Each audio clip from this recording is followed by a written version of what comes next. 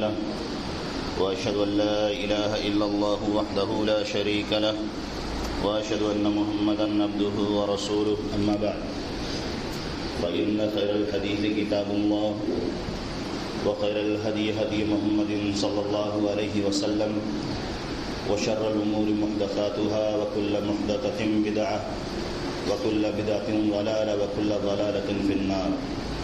فقد قال الله تعالى في كلامه المجيد والفرقان الحميد: فأعوذ بالله السميع العليم من الشيطان الرجيم. بسم الله الرحمن الرحيم. قاف والقرآن المجيد بل عجبوا أن جاءهم منذر منهم فقال الكافرون هذا شيء عجيب أإذا متنا وكنا ترابا ذلك رجع بعيد. وقال الله تعالى في موضع آخر: لا تسمع فيها لاغية. وقال في موضع آخر: لا تقربوا الزنا إنه كان فاحشا. سامعین کرام، دینی ملی بھائیوں، بزرگوں، عزیز ساتھیوں اور میری ماں اور بہنوں، اولاً تمام قسم کی حمد و ثنا اللہ رب العالمین کے لیے لائق اور زیبا ہے، جس نے ہم کو اور آپ کو پیدا کیا ہے، اور ہماری پیدائش کے بعد اللہ رب العالمین نے جن چیزوں کی ہمیں ضرورت تھی ہمیں وہ ساری چیزیں عنایت فرمائی ہیں. ہمیں اپنے گناہوں کا اعتراف ہے، ساتھ ہی ساتھ ہم اللہ رب العالمین کے انعامات اور اس کے احسانات اور اس کے فضل و کرم کے بھی معترف ہیں کہ اللہ رب العالمین نے ہمیں اپنے گناہوں کے باوجود اپنی رحمتوں سے مستفید ہونے کا موقع عنایت کیا ہوا ہے، اور ہم اللہ رب العالمین ہی کی جانب پلٹتے ہیں. انہی انعامات میں سے ایک عظیم نعمت اللہ رب العالمین نے دولت اسلام کی شکل میں نبی آخر الزمان حضرت محمد مصطفیٰ صلی اللہ علیہ وسلم کا امتی بنا کر ہمارے اوپر مزید احسان کیا ہے. اللہ کے رسول صلی اللہ علیہ وسلم جب تک زندہ رہے، آپ صلی اللہ علیہ وسلم نے عملی طور پر ان ساری چیزوں کو کر کے دکھلایا ہے جس سے ہمارا رب راضی ہوتا ہے، اور جن سے رب ناراض ہوتا ہے اللہ کے رسول صلی اللہ علیہ وسلم نے اس سے سختی سے منع کیا ہے، سمجھایا ہے، بتلایا ہے. ایک معاشرے کی بنیاد، ایک معاشرے کو پاک صاف کن چیزوں سے رکھا جا سکتا ہے؟ جس معاشرے میں، جس سماج میں، جس ماحول میں، جس کے آس پڑوس میں اگر ذہنی طور پر، جسمانی طور پر، مادی طور پر یا معنوی طور پر کوئی غلاظت پائی جاتی ہو، اخلاقی جرائم اور وہ چیزیں جو معاشرے کے تانے بانے کو، اس کے اسٹرکچر کو، اس کے ماحول کو خراب کرنے والے ہوں، اللہ کے نبی صلی اللہ علیہ وسلم نے سختی سے اسے روکا ہے. اس کے جو نقصان ہیں اللہ کے نبی صلی اللہ علیہ وسلم نے اللہ کے کلام کے ذریعے سے اور اپنے فرمان کے ذریعے سے ہم کو بتلا دیا ہے. اگر ہم سورہ غاشیہ پڑھتے ہیں تو اللہ رب العالمین نے جنت کی ایک صفت بتلائی ہے: لا تسمعوا فیہا لاغیہ. بار بار ہم اس کو پڑھتے ہیں کہ جنت کے اندر جو ہوگی، جو سہولیات اللہ رب العالمین ایک ایمان والے کو، ایک مومن کو عطا فرمائے گا، لا تسمعوا فیہا لاغیہ. لاغیہ کس کو کہتے ہیں؟ لاغیہ یعنی بیہودہ بات، بے مطلب کی چیز، بلا وجہ کی بات، جس بات کا نہ کوئی سر ہے نہ پیر ہے، نہ اس سے کوئی فائدے کی امید ہے، جس کو وینٹ آؤٹ کہتے ہیں، جس سے نہ کسی کا کوئی بھلا ہونے والا ہے، نہ اس سے کسی کو کوئی سروکار ہے، نہ کسی کے اخلاق میں، ایمان میں، معنوی طور پر کسی بھی طرح کی کوئی اضافہ ہونے والی چیز نہیں، یعنی غیر مفید چیز جنت کے اندر ہونے والی نہیں ہے. اللہ رب العالمین نے بطور صفت کے لا تسمعوا فیہا لاغیہ، اللہ رب العالمین نے جنت کی کوالٹی گنائی ہے تو اس میں اس کو ذکر کیا ہے. جنت میں آپ ان چیزوں کو نہیں سنیں گے. اس کا مطلب یہ لاغیہ والی جو چیز ہے اللہ رب العالمین اس کو پسند نہیں کرتا ہے. ورنہ ہمارے اور آپ کے نزدیک بہت ہلکی سی چیز ہے، آدمی کچھ بھی کہتا ہے ہم خاموشی سے گزر جاتے ہیں، اگنور کر دیتے ہیں، اس کی طرف کان نہیں رکھتے، کان نہیں دھرتے، توجہ نہیں دیتے. لیکن اللہ رب العالمین نے قرآن کی ایک آیت کا حصہ بنایا ہے، قرآن کی ایک آیت، قرآن کا حصہ ہے لا تسمعوا فیہا لاغیہ. ہم اس کے اندر انشاءاللہ جنت میں جب جائیں گے تو اللہ رب العالمین نے فرمایا جنت کی کوالٹی یہ ہے کہ اس کے اندر برائی والی چیز اور خرابی والی چیز سنائی نہیں دے گی. لہٰذا اہل ایمان کو، ایمان والوں کو جو اپنے رب کو راضی کرنا چاہتے ہیں، جو اللہ کے رسول صلی اللہ علیہ وسلم سے بے پناہ محبت کا اظہار کرتے ہیں، ایسے شخص کو ایسے الفاظ سے، ایسی باتوں سے جو اس کے کیریکٹر کے اوپر انگلی اٹھانے والی ہیں، جو اس کے اوپر کیچڑ کی طرح، گندگی کی طرح ظاہر ہونے والی ہیں، اس سے اپنے آپ کو بچانے کی ضرورت ہے۔ حیا اسلام نے بہت زور دیا ہے کہ ایک مسلمان با حیا ہو، بے حیا نہ ہو۔ کیوں؟ کیونکہ اللہ کے رسول صلی اللہ علیہ وسلم کی ایک حدیث ہے، اللہ کے رسول صلی اللہ علیہ وسلم نے فرمایا ہے الحیاء والایمان قرنا جمیعا۔ اللہ کے رسول فرماتے ہیں کہ دونوں اکٹھا ہیں، حیا بھی اور ایمان بھی، دونوں دل کے اندر ایک ساتھ ہیں، موجود ہیں۔ اگر اس میں سے ایک چیز کو اللہ رب العالمین اٹھا لیتا ہے، حیا کو اللہ رب العالمین اٹھا لے، شرم، حیا، اس کو اللہ رب العالمین ختم کر دے زمین سے، یا کسی کے دل سے اٹھا لے، تو اللہ کے نبی صلی اللہ علیہ وسلم فرماتے ہیں اس کے دل سے ایمان بھی چلا جاتا ہے۔ اگر اللہ رب العالمین دل سے ایمان کو ہٹا لے تو اس جگہ سے، اس ایمان کے پارٹ سے اللہ کے رسول صلی اللہ علیہ وسلم نے فرمایا ہے کہ حیا بھی چلی جاتی ہے۔ دونوں ایک دوسرے کو لازم اور ملزوم ہیں۔ چولی دامن کا ساتھ، جس کو ہم محاورے کے طور پر کہتے ہیں، ایک دوسرے کے بغیر، الگ کیے بغیر ان کو تصور ہی نہیں کیا جا سکتا، دونوں ساتھ میں ہیں، اکٹھا ہیں۔ ایمان اور حیا ساتھ میں رہنے والی چیز ہیں، الگ رہنے والی چیز نہیں ہے۔ اور ہم مردوں کو، جیسا کہ ہم جانتے ہیں کہ ہماری سطر کہاں ہے، لیکن اس کے باوجود بھی ہم مردوں کے درمیان اس طرح کی چیزیں دیکھنے میں آتی ہیں، اور خواتین کے درمیان بھی اس طرح کا معاملہ ہوتا ہے کہ یہاں کہیں نہ کہیں لاپرواہی اور غفلت ہو جاتی ہے۔ کہتے ہیں مرد سے پردے کی کیا ضرورت ہے، حالانکہ وہاں ضرورت تھی کہ اس کا خیال رکھا جائے۔ اسلام نے اس بات کی تلقین کی ہے، تعلیم دی ہے۔ فحش چیزیں، جو گندی چیزیں ہیں، جو حیا کو داغدار کرنے والی ہیں، خراب کرنے والی ہیں۔ حیا کیا چیز ہے؟ انسان جس قبیح چیز کو، گندی چیز کو گھبراتا ہے کہ یہ مجھ سے جڑ جائے گی تو لوگ اس سے باخبر ہو جائیں گے، میرے کیریکٹر کے لیے، میری شرافت کے لیے، میری عزت کے لیے چیز مناسب نہیں ہے، تو آدمی اس احساس کو، اس شعور کو جو باقی رکھتا ہے، یہی حیا ہے۔ اور فحش ہر وہ گندی چیز، ہر وہ بری اور معیوب چیز جس کا اسلام نے قرآن کی آیت میں مذمت کیا ہے، اور اللہ کے رسول صلی اللہ علیہ وسلم نے اپنی حدیثوں کے اندر مذمت کیا ہے، جو کیریکٹر کو خراب کرنے والی ہے۔ اللہ کے نبی صلی اللہ علیہ وسلم نے فرمایا کہ ہر دین کے اندر اخلاق ہے، اور اسلام کا اخلاق یہی حیا ہے۔ آپ جانتے ہیں کہ اللہ کے رسول صلی اللہ علیہ وسلم کتنے با حیا تھے، کتنے حیادار تھے، کتنے حیا کرنے والے تھے، کتنے شرم کرنے والے تھے، کتنی ان کی فیلنگز کتنی پاکیزہ تھی۔ اللہ کے رسول صلی اللہ علیہ وسلم کے ہاں سادگی پائی جاتی تھی۔ اور حضرت عثمان رضی اللہ تعالیٰ عنہ کا واقعہ تو آپ نے اس سے پہلے بارہا سنا ہوگا کہ اللہ کے رسول صلی اللہ علیہ وسلم کی موجودگی میں اللہ کے رسول صلی اللہ علیہ وسلم بیٹھے ہوئے ہیں، جس طرح آپ کی مرضی تھی آپ بیٹھے ہوئے تھے، ابو بکر آئے، عمر آئے، لیکن عثمان رضی اللہ تعالیٰ عنہ کی آمد پر اللہ کے رسول صلی اللہ علیہ وسلم اچھے سے، مہذب طریقے سے کپڑوں کو ٹھیک ٹھاک کر کے بیٹھ گئے۔ عائشہ رضی اللہ تعالیٰ عنہ نے اعتراض کیا کہ آپ اس طرح کیوں بیٹھے، آپ تو اس سے پہلے اس طرح نہیں بیٹھے تھے، اتنا اہتمام نہیں کیا آپ نے۔ تو حضرت محمد مصطفیٰ صلی اللہ علیہ وسلم نے ماں عائشہ رضی اللہ تعالیٰ عنہ کو فرمایا تھا کہ جس سے فرشتے شرم کرتے ہیں، لوگ وہ اپنی ضروریات کو بیان کرنے کے لیے آ رہے ہیں، اگر میں اس کنڈیشن میں ہوتا یا مناسب نہیں ہوتا ان کے سامنے جس طرح بیٹھنا، کپڑے اس طرح تھے تو ہو سکتا ہے وہ اپنی ضرورت کو مجھ سے نہ کہتے، لیکن فرشتے جس سے حیا کرتے ہیں میں اس سے کیوں نہ حیا کروں۔ حیا کی اگر قسم کرنے ہم تقسیم کریں حیا کو تو 4 حصوں میں تقسیم ہوتے ہیں حیا۔ ایک حیا کی قسم یہ ہوتی ہے کہ بندہ اللہ رب العالمین سے حیا کرے، دوسری حیا کی قسم یہ ہے کہ بندہ فرشتوں سے حیا کرے، تیسری قسم یہ ہے کہ آدمی لوگوں سے حیا کرے، چوتھی قسم یہ ہو سکتی ہے کہ آدمی اپنے آپ سے حیا کرے۔ اب یہ ساری چیزیں کافی تفصیل کی ہیں، لہٰذا ایک بندے کو زمین پر جہاں پر بھی رہنا ہے اس کو اس بات کا خیال رکھنا ہے کہ وہ اعمال یا وہ طریقے جو اللہ رب العالمین اور رسول اللہ صلی اللہ علیہ وسلم کی بتائی ہوئی تعلیمات کے مخالف ہوں، جس سے اس کے کیریکٹر پر حرف آتا ہو یا اس کے کیریکٹر کو خراب کرنے والی وہ چیز ہو یا گالی گلوچ کی شکل میں ہو یا برائی اور بدتمیزی کی انتہا ہو، یہ ساری چیزیں فحش کے اندر شامل ہیں۔ قرآن نے دیکھو کتنے بہترین طریقے سے اس واقعے کو بیان کیا ہوا ہے۔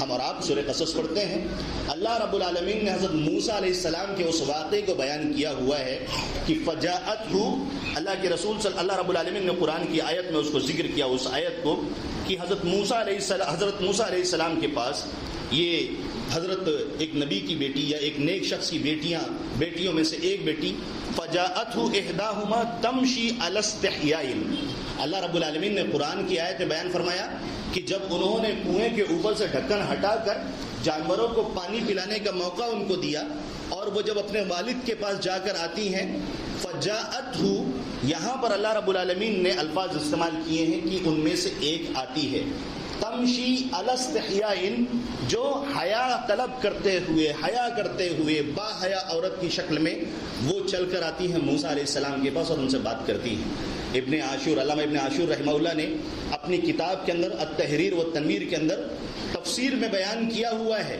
کہ یہاں اللہ رب العالمین نے جاءتہ، جاء کا مطلب ہوتا ہے آنا، جاءتہ وہ آئیں تو اتنا کافی تھا، لیکن اللہ رب العالمین نے وہاں پر اس کو مزید مبالغے کے ساتھ وضاحت کرنے کے لیے تمشی علی استحیاء، آتی ہیں، آئی ہیں، کیسے آئی ہیں؟ حیا، مکمل حیا کے ساتھ، مکمل حیا کا خیال کرتے ہوئے، پردے کا خیال کرتے ہوئے، وہ اسلام کے اس پیغام کو جو اس زمانے میں تھا اس کی رعایت کرتے ہوئے موسیٰ علیہ السلام کے پاس تشریف لاتی ہیں۔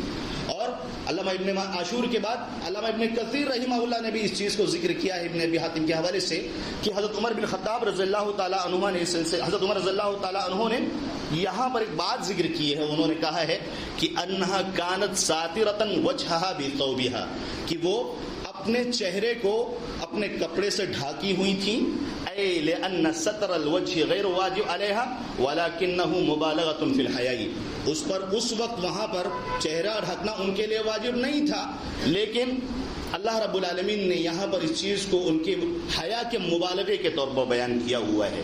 یہ اللہ رب العالمین نے بطور تعریف کے سماج کے اندر ان چیزوں کو پایا جانا چاہیے اور ایک معاشرے کے اندر سے گندگی کا خاتمہ ہو۔ اللہ رب العالمین نے قرآن کی آیت کا اس کو حصہ بنایا ہے اور تعریف کی ہے، اور ایسے لوگ جو اللہ رب العالمین کی مدد کے بنا پر، مدد کے بغیر، اللہ رب العالمین کی تائید کے بغیر اس سلسلے میں جرأت کرنے کی کوشش کرتے ہیں اور لوگوں پر اعتراض اور طعن کرنے کی کوشش کرتے ہیں، جبکہ قرآن کی آیت کا صاف حکم ہے۔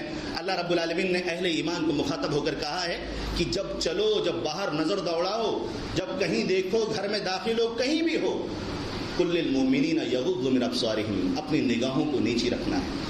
اپنی نگاہوں کو اللہ رب العالمین نے فرمایا نیچی رکھو، کہیں تاک جھانک کرنے والی کیفیت نہ ہو۔ اس کے لیے اللہ کے رسول صلی اللہ علیہ وسلم سے صحابہ کرام رضوان اللہ علیہ مجمعین نے جب راستے کے مسئلے کا ذکر کیا، راستے پر بیٹھنے کی ضرورت بیان کی، اللہ کے نبی صلی اللہ علیہ وسلم نے راستے کے جو حقوق بیان فرمائے تھے اس میں سب سے پہلی چیز جو اللہ کے رسول نے فرمایا تھا غض البصر، اپنی نگاہوں کو نیچی رکھنا۔ ہم راستے پر بیٹھیں گے تو یہاں تاک جھانک کرنے کی اجازت بالکل نہیں ہے، اور نہ ہی اس حکم میں اس چیز کو خارج کیا جا سکتا ہے کہ ایک شخص اپنے بالکنی میں یا گیلری میں بیٹھا ہو اور دوسرے کے گھر میں یا کھڑکی میں جھانک رہا ہو، تو یہ بھی اس حکم میں شامل ہے کہ فوراً اس کو اپنی نظر کو ہٹانا ہے، اس کے گھر میں تاک جھانک بالکل نہیں کرنی ہے، اس کی پرائیویسی سے چھیڑ چھاڑ نہیں کرنا ہے۔ یہ ایک عام حکم اللہ رب العالمین نے اہل ایمان کو جہاں پر بھی اس کے اخلاق پر، اس کے حیا پر ضرب پڑتی ہو، چوٹ پڑتی ہو، اللہ رب العالمین نے یہ حکم اہل ایمان کو دیا ہوا ہے۔ اور آپ جانتے ہیں کہ قرآن کی آیت میں موسٹلی جہاں پر بھی اللہ رب العالمین نے ہم مردوں سے خطاب کیا ہے تو اس حکم میں مائیں اور بہنیں، ہماری مائیں اور بہنیں ضمناً شامل ہوتی ہیں، ان کا حصہ ہے، ان کو بھی اسی حکم کو ماننا ہے۔ لیکن یہ حکم کتنا ضروری تھا کہ ایک ایمان والا مرد اور ایک ایمان والی بہن اپنے آنکھوں کی حفاظت کرے اور ان چیزوں کو جس کا وہ مشاہدہ کرتی ہے، آبزرو کرتی ہے، اس کے ذریعے سے کہیں ذہن و دماغ پلید نہ ہو جائے، کسی بھی ایمان والے شخص کا یا شیطان کو اس کے اندر گیم کھیلنے کا موقع نہ مل جائے۔ اللہ رب العالمین نے قرآن اگلی ہی آیت میں اس آیت میں بیان فرمایا وَقُلْ لِلْمُؤْمِنَاتِ يَغْضُضْنَ مِنْ أَبْصَارِهِنَّ وَيَحْفَظْنَ فُرُوجَهُنَّ، اللہ رب العالمین نے یہی سیم حکم جس طرح سے مردوں کو دیا تھا، اللہ رب العالمین نے الگ سے یہی حکم ہماری ماں اور بہنوں کو بھی دیا ہوا ہے۔ لہٰذا ہم مردوں کو اور ہماری ماں اور بہنوں کو اس کا خیال رکھنا ہوگا کہ عفت اور پاک دامنی کے جو ذرائع اور وسائل ہو سکتے ہیں اس کی ہم اور آپ رعایت کریں۔ ہم کو اس بات کا خیال کرنا ہے، اس بات کی بالکل اجازت نہیں کہ ہم اس کے اندر ایکسکیوز اور ہیلے لانے کی کوشش کریں کہ فلاں کی آنکھ گندی ہو سکتی ہے، اس کے لیے اس کو روکا جا رہا ہے۔ اللہ رب العالمین نے قرآن کی آیت کے اندر اس کو بتا دیا، لہٰذا اس کا خیال رکھنا ضروری ہے، ورنہ اس سلسلے میں ہمیں جنت کا اس واقعہ جو اللہ رب العالمین نے قرآن کے اندر کچھ جگہوں پر بیان فرمایا ہے ہمارے ذہنوں میں گزرنا چاہیے. شیطان کیسے گیم کھیلتا ہے یہاں پر اللہ رب العالمین نے قرآن کی آیت کے اندر بیان فرمایا ہے کہ شیطان ہمارے باپ دادا آدم علیہ السلام کے ہمارے دادا علیہ السلام کے آدم علیہ السلام کے پاس آتا ہے اور ماں حوا علیہ السلام کے پاس آ کر ان سے کہتا ہے اور ان کو اکساتا ہے اور ورگلاتا ہے. اللہ رب العالمین نے قرآن کے اندر اس کو بیان فرمایا ہے.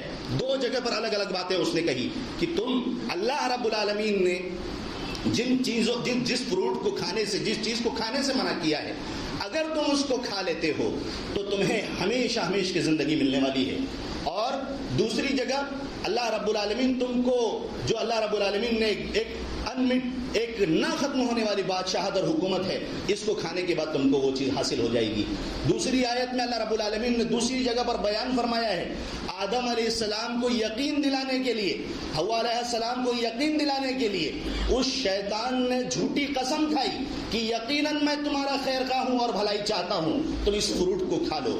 اللہ رب العالمین نے ایک حکم دیا ایک نہیں کا حکم دیا کہ اس کام کو نہیں کرنا ہے یہ چیز نہیں ہونی چاہیے. اور اس کے بعد ہم سب کے انسانوں سے جن کا وجود ہوا ہے شیطان نے ان کو ورغلا کر بہکا کر ایک گناہ کروایا اور اس کے بعد اس گناہ کے انجام میں اللہ رب العالمین نے کیا بیان فرمایا. اللہ رب العالمین نے بیان فرمایا کہ فَضَلَّاهُمَا بِغُرُورٍ دھوکے سے اس نے ان کو نیچے کی طرف انہیں نیچے کی طرف مائل کر دیا گناہوں کی طرف مائل کر دیا. فَلَمَّا ذَاقَ الشَّجَرَةَ بَدَتْ لَهُمَا سَوْآتُهُمَا شیطان کبھی نہیں چاہے گا کہ ایک ایمان والا شخص باپردہ ہو یا ہماری مائیں اور بہنیں حیادار شکل ایک خاتون کی جو ہوتی ہے اس کو اپنا کر اللہ رب العالمین کی محبوب بندی یا محبوب بندہ بننے کی کوشش کرے. اللہ رب العالمین نے بیان فرمایا اس نافرمانی کی شکل میں اس نافرمانی کی صورت میں بدت لہما سوآتہما ان کے شرمگاہ ایک دوسرے کے سامنے ظاہر ہو گئے. وَطَفِقَا يَقْصِفَانِ عَلَيْهِمَا مِنْ وَرَقِ الْجَنَّةِ اور وہ دونوں آدم علیہ السلام اور حوا علیہ السلام جنت کے پتوں سے اپنے آپ کو کور کرنے لگے ڈھانکنے لگے پتوں کو ایک دوسرے پتوں کو جوڑ کر جمع کر کے وہ اپنی شرمگاہ کو چھپانے لگے. شیطان چاہتا ہے کہ انسان برا نہ ہو اور آج اس سلسلے میں مال کی لالچ اور خواہشات کی لالچ ان دونوں چیزوں نے ہمارے معاشرے کو تباہ برباد کیا ہوا ہے. کچھ ایسے لوگ جو پیسوں کے نام پر اپنے آپ کو بیچنے کے لیے تیار ہیں اور کچھ ایسے لوگ جو تجارت کے نام پر اور منافع کے نام پر لوگوں کو اس سلسلے میں خریدنے کے لیے تیار ہیں. اگر ہم انسان اپنے مال کے سلسلے میں قناعت کے جذبے کو اختیار کر لیں اور اللہ اور اس کے رسول صلی اللہ علیہ وسلم کے بتلائے ہوئے سنن اور تجارت کے طریقے کو سیکھنے کی کوشش کریں تو انشاءاللہ ان شیطانی حملوں سے اپنے آپ کو روکا جا سکتا ہے. اور اللہ کے رسول صلی اللہ علیہ وسلم نے خواہشات سے لڑنے کے جو طریقے بتلائے ہیں ہم کو ان چیزوں کا خیال کرنے کی ضرورت ہے. اللہ رب العالمین نے قرآن کی آیت میں تو خواہشات کے اتباع کرنے والوں کے سلسلے میں فرمایا افرأیت من اتخذ الہہ ہواہ کہ آپ نے ان کو دیکھا ہے جنہوں نے اپنے من میں آنے والی ہر غلط باتوں کو اپنا خدا بنا کر رکھا ہوا ہے. جو من میں بات شیطان نے الہا کر دی جو شیطان نے من کے اندر بات داخل کر دی اس کو وہ فالو کرنا شروع کر دیتے ہیں. یہاں پر شیطان نے ان کو برہنہ کرنے میں کامیاب ہوا. زمین پر شیطان کی یہی کوشش جاری ہے. اس کی یہ بدماشیاں زمین کے اوپر بھی جاری ہیں. علامہ ابن قیم رحمہ اللہ نے ذکر کیا ہے اگر کسی شخص کے اندر حیا کی صفت ختم ہو جائے اس کے اندر یہ حیا کی کوالٹی شرم کی کوالٹی ختم ہو جائے تو اس سے پھر کسی بھی اخلاقی چیز کا صدور ہونا ممکن نہیں ہے. نہ اس سے کسی کی مہمان نوازی تصور کی جا سکتی ہے نہ کسی سے اس کو وعدہ پورا کرنے کا تصور کیا جا سکتا ہے نہ کسی اور اخلاق کی اسے امید کی جا سکتی ہے. وہ صرف ایک ہڈی اور گوشت کا ٹکڑا ہے جو زمین پر چل رہا ہے. ایسے لوگ جو زمین پر خرافات اور گندگی کو پھیلاتے ہیں ایسے لوگوں کا زمین پر جینے کا کوئی حق نہیں. وہ اللہ رب العالمین کے احکام کو چیلنج کرتے ہیں اور زمین پر خرافات پھیلانے کی کوشش کرتے ہیں. اللہ رب العالمین نے سختی سے منع کیا ہے قرآن کی آیت کے اندر. اللہ رب العالمین نے قرآن کی آیت میں فرمایا وَلَا تَقْرَبُوا الزِّنَا زنا کے قریب بھی مت جاؤ. اللہ رب العالمین نے یہ نہیں کہا کہ زنا مت کرو ایڈلٹری کے کام مت کرو یہ غلط کام مت کرو. اللہ رب العالمین نے کہا کہ اس کے نزدیک بھی مت جاؤ. وہ چیزیں جو اس کا سورس بن سکتی ہیں یا جو ذہن و دماغ کو خراب کرنے والی ہیں یا فکر کو پلید کرنے والی ہیں نسلوں کو تباہ برباد کرنے والی ہیں اور کمیونٹی کو ذلت اور رسوائی کے دہانے تک پہنچانے والی ہیں، اللہ رب العالمین نے صدًا للذریعہ اس سورس کو ہی ختم کر دیا ہے۔ اللہ رب العالمین نے فرمایا جو بھی چیزیں اس سلسلے میں معاون ہو سکتی ہے، چاہے وہ کسی کی سنگت ہو، کسی کی دوستی ہو، بکلیٹ ہو، کتابچے کی شکل میں ہو، کوئی لنک ہو، کوئی کلپ ہو، کسی کے ساتھ اٹھنا بیٹھنا ہو، کوئی اشارے ہو، کسی بھی شکل میں ہو، کسی بھی صورت میں ہو، اگر وہ سماج کے تانے بانے کو خراب کرنے والی ہیں وہ اس آیت کے اندر شامل ہیں۔ اللہ رب العالمین نے فرمایا کہ انہ کان فاحشہ، بہت ہی بری چیز ہے، بہت ہی گھٹیا چیز ہے۔ اس لیے قرآن کی دوسری آیت میں اللہ رب العالمین نے فرمایا اے نبی ان لوگوں سے کہہ دو قل انما حرم ربی الفواحش ما ظہر منها وما بطن، اے محمد صلی اللہ علیہ وسلم آپ لوگوں سے بتلا دیں وہ چیزیں جو حیا سوز ہوں، حیا کے خلاف ہوں اور ان کو تباہ و برباد کرنے والی ہوں، اس سے اپنے آپ کو بچانے کی ضرورت ہے۔ ابھی کچھ دنوں کے بعد ایک حیا سوز حرکت ہونے والی ہے 14 فروری کے نام سے، ہمارا آپ جس کو جانتے ہیں، کتنے ایسے نوجوان ان چیزوں کے اندر ملوث ہونے والے ہیں اور اس میں اپنے آپ کو ڈبو کر اللہ اور اس کے رسول صلی اللہ علیہ وسلم کے حکم کی مخالفت کرنے والے ہیں۔ اللہ رب العالمین نے، اور افسوس تو اس وقت ہوتا ہے جب 4 ہفتے پہلے دلی کی ایک خبر سامنے آتی ہے کہ ایک جگہ پر کچھ لوگ اس بات کے لیے پروٹیسٹ کرتے ہیں، ہم جنس پرستی کے لیے اللہ رب العالمین نے جس نظام فطرت، جس فطرت کو زمین پر نازل کیا ہے اس کی مخالفت کرنے کے لیے اور دماغ میں جو شیطان نے کچرا بھرا ہے اس کی گندگی کو الٹنے کے لیے سڑکوں پر نکل کے لیے اس کے لیے مظاہرہ کرتے ہیں۔ افسوس صرف اس بات پر نہیں تھا، افسوس اس وقت ہوتا ہے جب امت مسلمہ کا ایک نام مسلمان ہونے والا ہے، مسلمان شخص ایسے لوگوں کے سپورٹ میں اور ایسے لوگوں کی موافقت میں باہر نکلتا ہے۔ اللہ کے رسول صلی اللہ علیہ وسلم نے فرمایا تھا ان اخوف ما اخاف علیکم، اللہ کے رسول صلی اللہ علیہ وسلم نے فرمایا تھا مجھے جس بات کا میری امت کے سلسلے میں ڈر ہے، اللہ کے رسول صلی اللہ علیہ وسلم کے اس طرح کے الفاظ کی کئی حدیثیں ہیں، اللہ کے رسول نے فرمایا مجھے اس قوم کے بارے میں، میری امت کے بارے میں، قوم لوط کے عمل کا خوف مجھے بہت زیادہ لاحق ہے کہ یہ امت اسی قوم لوط کے طریقے پر چلنے کی کوشش کرے گی۔ ایک زمانے سے 16ویں صدی 13ویں صدی اس طرح کے الفاظ کا استعمال، حالانکہ قوم لوط بہت پہلے ہی اللہ رب العالمین نے انہیں ذلیل اور رسوا کیا تھا، تقریباً 3 یا 4 قسم کے اللہ رب العالمین نے ان کے پر عذاب نازل فرمائے تھے۔ اگر وہ تباہ شدہ قوم، ایسی قوم جس نے نظام سے اللہ رب العالمین کے فطرت سے کھیلنے کی کوشش کی تھی، آج آزادی کے نام پر عریانیت کو اگر فروغ دینے کی کوشش کی جائے اور اس کو مسلمانوں کے درمیان رائج کرنے کی کوشش کی جائے اور ایسے لوگ ان کو سپورٹ کرنے کے لیے تیار ہو جائیں، تو اللہ رب العالمین نے قرآن کی آیت میں ایسے لوگوں کو جو مسلمانوں کے درمیان، مسلمان ماں اور بہنوں کے درمیان اس طرح خیانت کی نگاہ رکھتے ہیں، اللہ رب العالمین نے فرمایا کہ یعلم خائنۃ الاعین، اللہ رب العالمین ان خیانت کرنے والے دلوں کو، نگاہوں کو خوب جانتا ہے اور دیکھتا ہے۔ ایسے دل جس کے اندر اس طرح کے خرافات پل رہے ہوں، جو ماں اور بہنوں کے ساتھ دھوکہ دھڑی کا معاملہ کرتے ہیں اور انہیں ورغلا کر ان کی عزت و آبرو کے ساتھ کھلواڑ کرتے ہیں، اللہ رب العالمین ایسے سینوں کو جانتا ہے، ایسی آنکھوں کی خیانت کو جانتا ہے۔ اللہ رب العالمین نے فرمایا ان الذین یحبون ان تشیع الفاحشۃ، اللہ رب العالمین نے فرمایا ایسے لوگ جو ایمان والے لوگوں کے بیچ میں، ان کے گھروں میں، ان کے دوستی کے تعلقات میں، ان کے میل ملاپ میں اگر وہ بے حیائی اور برائی کو پھیلانا چاہتے ہیں، اللہ رب العالمین نے ان کے لیے آخرت کے اندر، ان کے لیے دنیا کے اندر، اللہ رب العالمین نے فرمایا عذاب علیم، ان کے لیے تکلیف دہ عذاب تیار کر کے رکھا ہوا ہے۔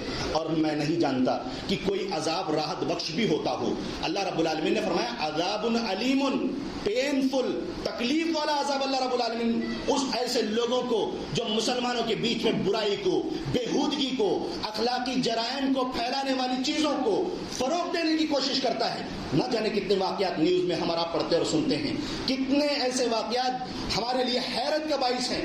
ہمارا اسلام حیا کی تعلیم دیتا ہے، بہت چیزوں سے روکتا ہے، زنا سے روکتا ہے۔ ہم اور آپ جانتے ہیں کہ اللہ رب العالمین نے کتنی سخت سزا بیان فرمائی ہے۔ کیسے ایسے شخص ایسے جرائم کا ارتکاب کر سکتے ہیں، اللہ رب العالمین کے حکم کی مخالفت کر سکتے ہیں؟ یہ جرأت کہاں سے آتی ہے. اللہ رب العالمین نے قرآن کی آیت کے اندر ان مناظر کو بیان کیا ہوا ہے. ہم کو چاہیے کہ ان آیات کو پڑھ کر اپنے ہوش کو ٹھیک کرنے کی کوشش کریں اور اللہ رب العالمین سے اپنے رشتوں کو استوار کرنے کی کوشش کریں, ورنہ پھر ہمارا بھی وہی انجام ہوگا. اللہ رب العالمین نے سورہ ہجر کے اندر بیان فرمایا ہے لَأَمْرُكَ إِنَّهُمْ لَفِي سَكْرَتِهِمْ يَعْمَهُونَ. اے محمد صلی اللہ علیہ وسلم تیرے عمر کی قسم. یہ فضیلت صرف ہمارے نبی حضرت محمد مصطفیٰ صلی اللہ علیہ وسلم کو حاصل ہے کہ اللہ رب العالمین نبی کے عمر کی قسم کھا رہا ہے, تمہارے عمر تمہارے جان کی قسم. یہ لوگ جو قوم لوط کام کر رہے ہیں یہ اپنے گناہوں میں بدمست ہیں, یہ ہوش میں نہیں ہیں. جس طرح ایک شراب پینے والا شراب پی کر مست ہوتا ہے, دماغ آف ہو جاتا ہے, صحیح اور غلط کی تمیز باقی نہیں رہ جاتی, ایسے لوگ جو اخلاقی جرائم کے اندر مبتلا ہیں اور اپنے لیے ان چیزوں کو حلال کر رہے ہیں. سن 2007 کی رپورٹ تھی, آج بھی ایسے لوگ زمین پر اپنے کام کو فروغ دے رہے ہیں. 20,000 لوگ برہنہ, نیم برہنہ نہیں برہنہ, جسم پر ایک دھاگا نہیں. اخبار میں خبر چھپی تھی, شہر میں نکل کر فوٹوگرافی ہوتی ہے اور اس کو فروغ دینے کے لیے میڈیا بھی اس میں ساتھ دیتا ہے. اللہ رب العالمین ہمیں ایسے اس مصیبت سے محفوظ رکھے. اللہ رب العالمین نے قوم لوط کا ذکر کیا. سورہ قمر کی آیت میں اللہ رب العالمین نے بیان فرمایا کذبت قوم لوط بالنذر انا ارسلنا علیہم حاصبا الا آل لوط نجیناہم بسحر. اللہ رب العالمین نے ان کے اوپر تیز طوفان کو بھیجا.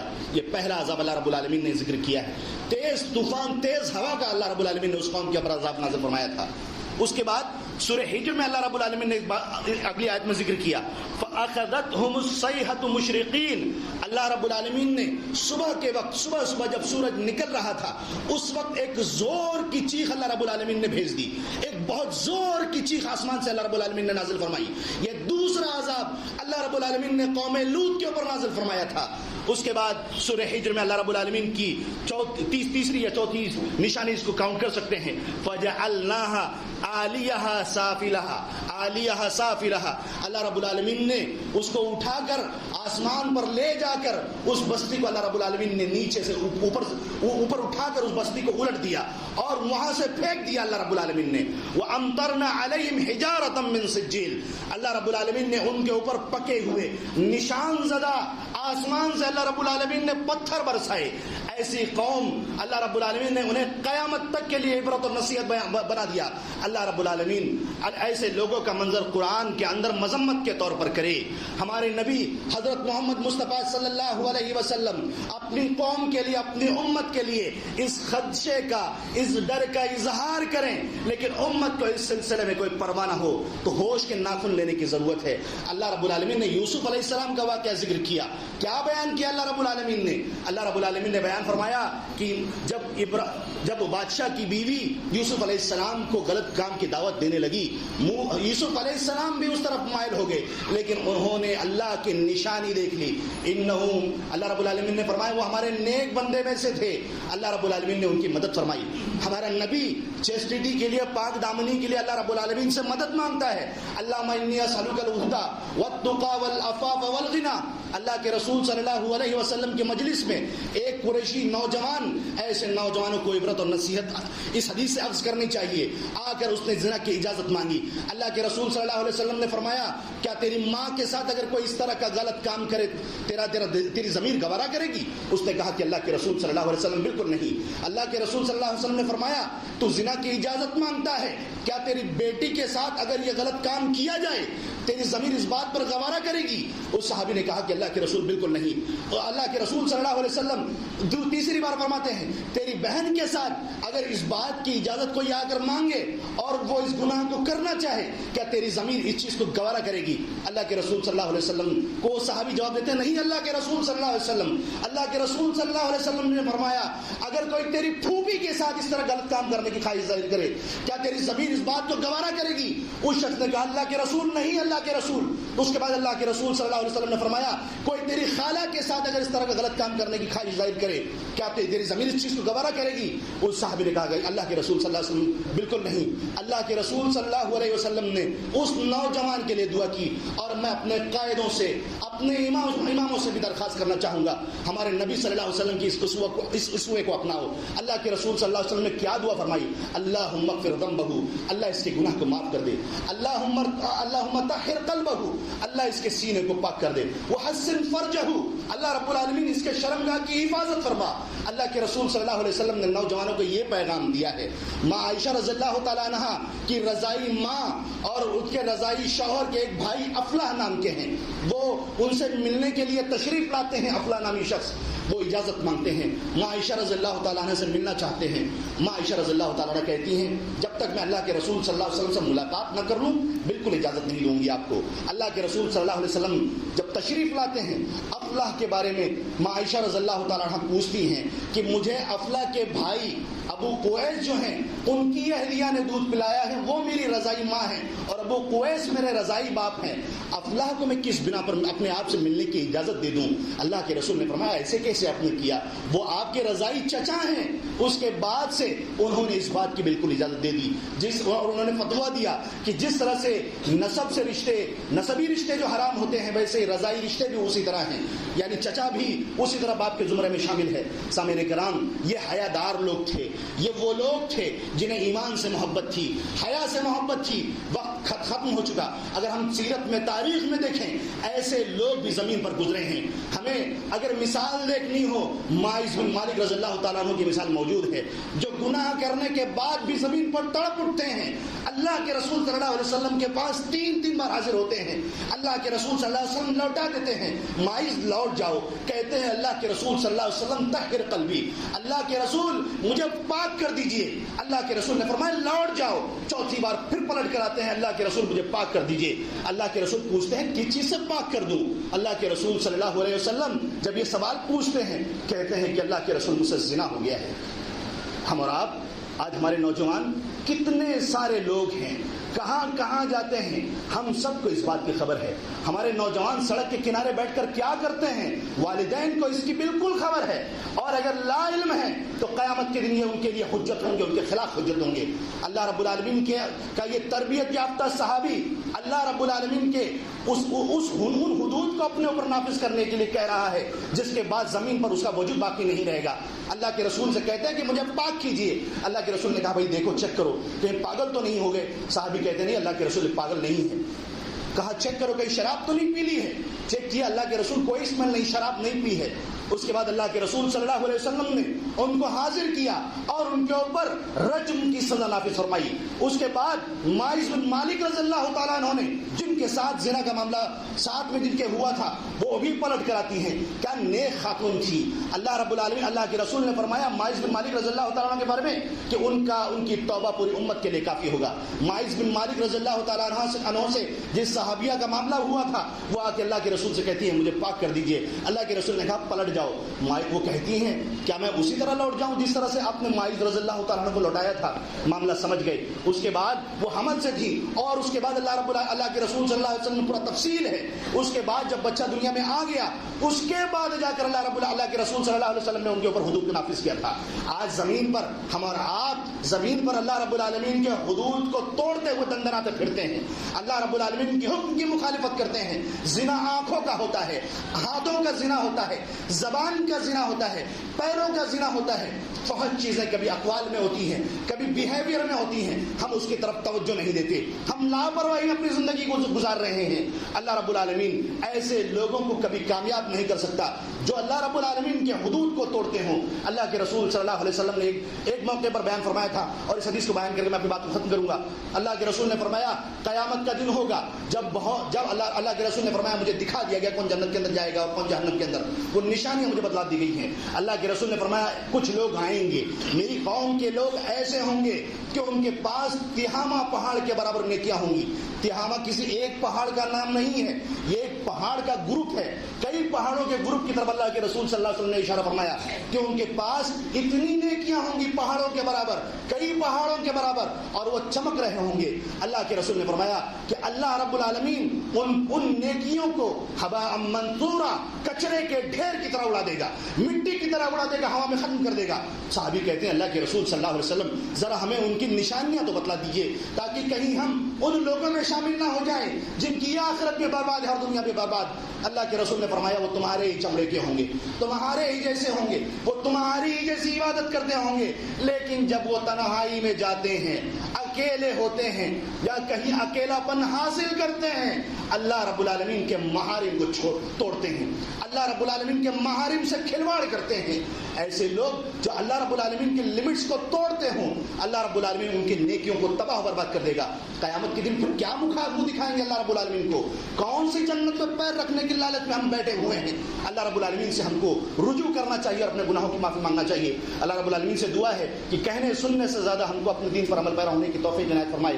جب تک ہم کو اس دنیا کے اندر زندہ رکھے، ایمان کی حالت میں زندہ رکھے، اور جو پریشان حال ہے اللہ رب العالمین کی پریشانی کو دور کر دے، جو بیمار ہے اللہ رب العالمین کی بیماری کو دور کر دے، اور ہماری قوم کو، ہماری نسلوں کو، ہماری ماں اور بہنوں کو دوسروں کے شر اور فتنوں سے محفوظ رکھ۔ وہ چیزیں جو ایمان کے خلاف اللہ رب العالمین ان چیزوں سے محفوظ رکھ، اور ہم سب کو جنت الفردوس میں داخلہ عنایت فرمائے۔ آمین وآخر دعوانا الحمد للہ رب العالمین۔